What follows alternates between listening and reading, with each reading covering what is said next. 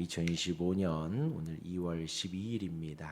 새벽 기도회 잠언 10장 6절에서 11절까지 말씀으로 의인, 악인 이렇게 제목을 달아봤습니다. 이제 10장 들어서면서 솔로몬의 잠언이라 하여서 22장까지 이어진다 했습니다. 그리고 각 절과 행과 문단 등은 약간의 관련성이 있는 것 같지만 또 없기도 하고 그러하다 말씀을 드렸지요. 이제 솔로몬의 잠언이라 하여서 이제 10장이 시작이 되고 이제 어제 새벽에는 지혜로운 성도가 되자 하고 말씀을 드렸습니다. 지혜로운 성도는 부모를 공경하여 아비를 기쁘게 합니다.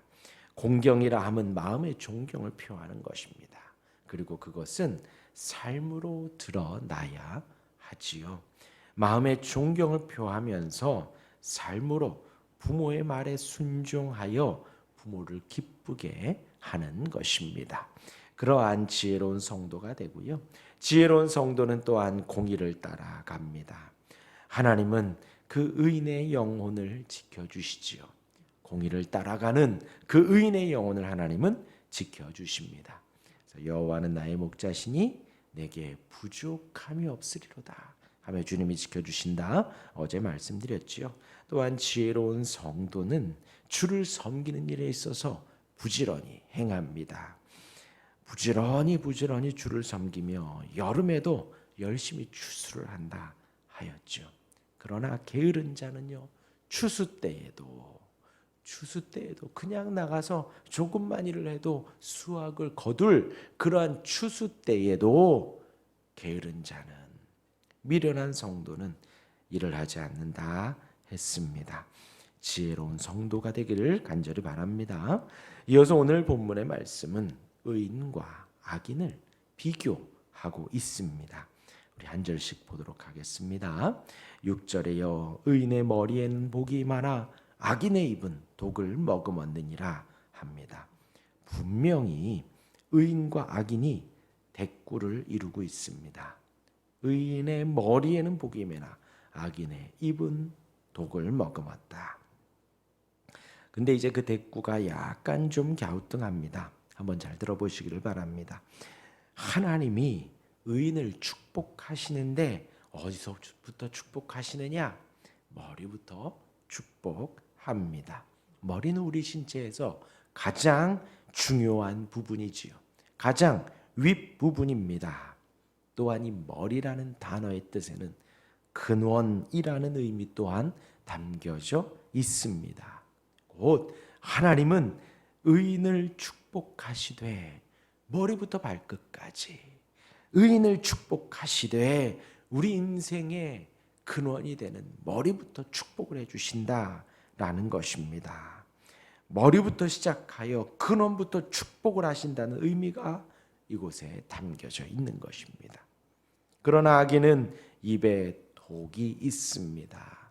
이 입에 있다라는 말은요, 단순히 이 작은 입술을 말하는 것이 아니라 그의 말과 언어를 넘어서 그의 인생 전부를 말하는 것이지요. 생각해 보십시오. 우리가 누군가를 만나 말을 하고 우리가 고백을 할 때에, 대화를 할 때에 내가 평소에 마음에 품었던 것들이 툭툭 튀어져 나옵니다. 감사했던 사람에게는 감사함이 묻어나고요. 하나님을 고백하며 하나님을 묵상하는 이들에게는 하나님과 하나님의 인도하심이 나오게 되어 있죠. 그렇죠? 자동차에 관심 있는 사람, 자동차에 대한 말만 나오고요. 연예인에 관심 있는 사람, 연예인에 대한 이야기가 나오고, 정치가 혹은 경제가 혹은 날씨가 혹은 산이 바다가 본인이 관심 있어 하는 데에만 나옵니다. 뭐 지금 잠깐 떠올랐는데요. 요즘 프로에 연예인이 나오고 연예인 부모가 나오더라고요. 연예인 아빠가 나왔는데 이 카메라가 들어갈 때마다 이 연예인 아빠는 무슨 이야기를 하느냐? 비타민이 중요하다라는 말만 하는 거예요. 그래서 비타민이 중요하니 본인은 비타민을 8천, 6천을 먹는 데나, 그래서 하루에 6끼니를 먹으면서 수시로 비타민을 섭취한다 하더라고요. 그래서 자식에게 너도 빨리 먹어라, 너도 빨리 먹어라. 무슨 기회만 나면 비타민 이야기를 하더라고요. 그러한데 저와 여러분들의 말과 언어에는 무엇이 담기겠습니까? 하나님을 묵상하고 하나님께 기도하고 하나님의 인도하심을 구하고 하나님께 기도하는 우리에게 하나님이 나오고 하나님이 고백되어야 하겠지요. 그러하기에 단순히 이 입이 문제가 아니라 말과 언어, 그 사람의 인생 전체를 말을 하는 것입니다. 그러하니 그렇게 풀어 설명을 보면요, 다시 6절이 의인의 머리, 의인의 근원에는 하나님의 축복이 충만하게 임하지만 악인의 입, 악인의 고백, 악인의 삶에는 독이 머금었다. 악독이, 저주가 머물렀다라는 것을 말을 하는 것입니다. 이어서 7절입니다. 의인을 기념할 때에는 칭찬하거니와 악인의 이름은 썩게 되느니라. 이어서 그러한 의인의 죽음 속에는 그 의인을 칭찬하고 높이는 일만 남게 되어지지요. 의인이라 하면요, 단순히 그냥 예수님을 믿고 말씀을 보고 기도하고가 아니지요. 그 말씀을 보고 그 말씀대로 살아가는 사람이지요. 예수님을 믿으며 예수님을 따르며 사는 사람이지요. 그러하기에 의인이라는 것입니다. 그 의인의 삶은 그 의인이 죽은 후에 그 의인을 생각을 하면 우리는 칭찬하게 되어지는 것이죠. 어떻게 칭찬하든가요? 그 사람은 예수를 믿는 사람이었다. 그 사람은 사랑이 가득했다. 그 사람은 말씀을 사모했다. 그 사람은 순종하는 사람이었다. 포용하는 사람이었다. 등등의 칭찬의 수식어가 붙게 됩니다. 어떤 사람으로 기억되고 싶으신가요? 그러나 악인은 썩게 됩니다. 이름은 썩게 되느니라. 썩는다, 부패하지요. 썩는다, 냄새가 납니다.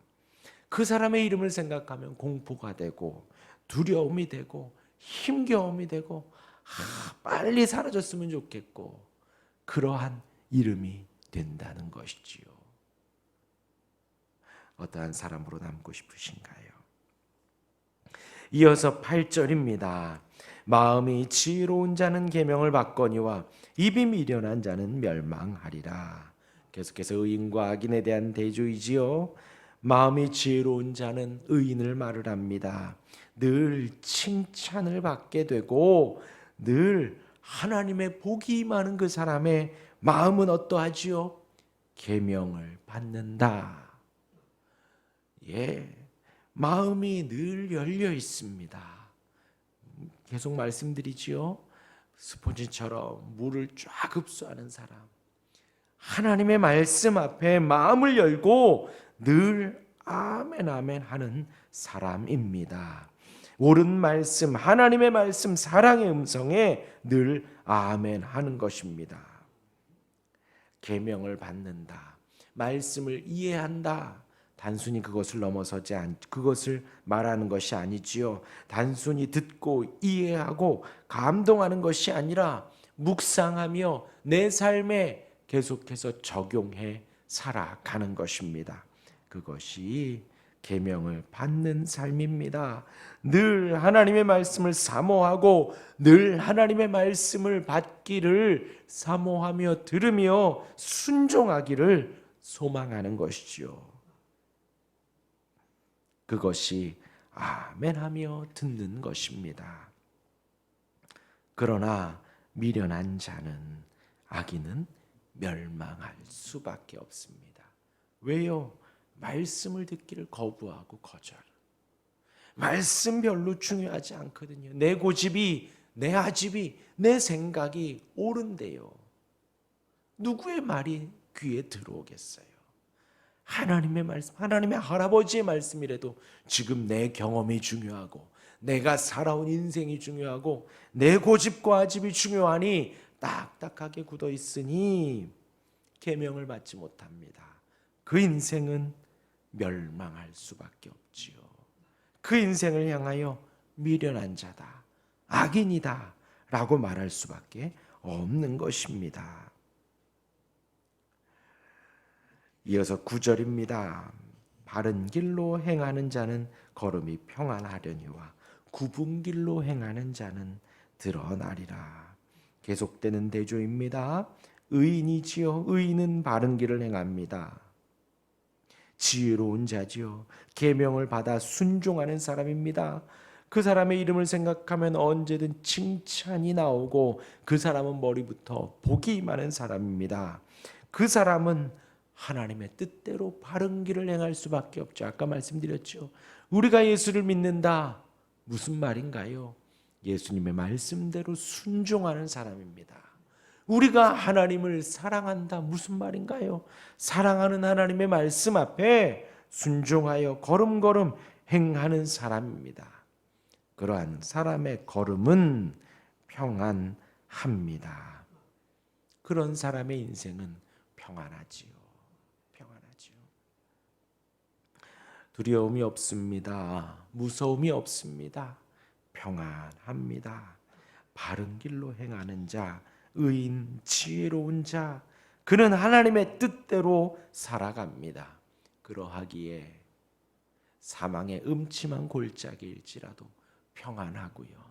조금 빈곤하고 배고프고 어렵고 힘든 길이어도 마음은 평안합니다. 두려움이 없지요. 감사하지요. 기쁩니다. 그러나 굽은 길로 행하는 자는 드러나리라. 굽은 길이라 하면 거짓된 길입니다. 틀린 길입니다. 하나님의 말씀과는 상관없는 길입니다. 세상의 길입니다. 잘못된 길입니다. 그 길은 하나님의 심판대 앞에서 다 드러나게 되어 있습니다. 자신이 옳다고 주장하겠지요. 자신이 틀리지 않다고 말을 하겠지요.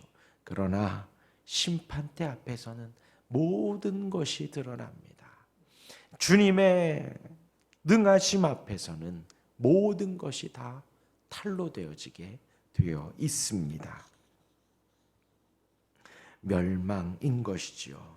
굽은 길로 행하는 자, 하나님 앞에 다 드러나는 멸망의 길이 되어집니다. 10절입니다. 눈치차는 자는 근심을 끼치고 입이 미련한 자는 멸망하느니라. 여기서 이제 눈짓하는 자 그리고 입이 미련한 자 둘 다 이제 악인에 대한 삶을 말해주고 있는 것이죠. 근데 이제 눈짓이라 하는 이 행동이 분명히 무엇이다라고 말하지는 않습니다. 그런데 속이는 행동이면 분명하지요. 드러내놓고 공공연히 말하는 것이 아니라 그냥 단순히 눈짓이나 어떤 계획된 사인이나 그 정도만 말을 하는 것입니다. 그것은 뭐예요? 다른 사람을 괴롭히는 것이고 악한 것이지요. 다른 사람을 공격하고 속이는 행동임은 분명합니다. 악의적인 행동입니다. 음흉한 몸짓입니다. 그런 행동은 다른 사람 앞에 영향을 미칩니다. 영향을 미칩니다. 어떤 영향이요? 근심을 끼치지요. 근심과 걱정을 끼치게 되는 것입니다. 이어서 입이 미련하다라는 것은 나쁜 의사소통을 말을 합니다. 공허한 의사소통이에요. 입이 미련하다. 언어와 말에 있어서 어리석은 거예요. 그런 악한 행위는 멸망하느니라. 그런 어리석은 대화는 자신을 상하게 한다라는 거예요. 눈짓하는 것은 음흉하고 다른 사람에 대한 그런 감추고 싶은 그런 잘못된 행동은 다른 사람에게 근심을 끼치고, 입이 미련한 것은 내가 멸망한다라는 것입니다. 이어서 마지막 11절입니다. 의인의 입은 생명의 샘이라도 악인의 입은 독을 머금었느니라. 다시 악인의 입이 독이 머금었다는 말씀이 나오죠. 6절의 시작에서 이 말씀이 나왔었지요.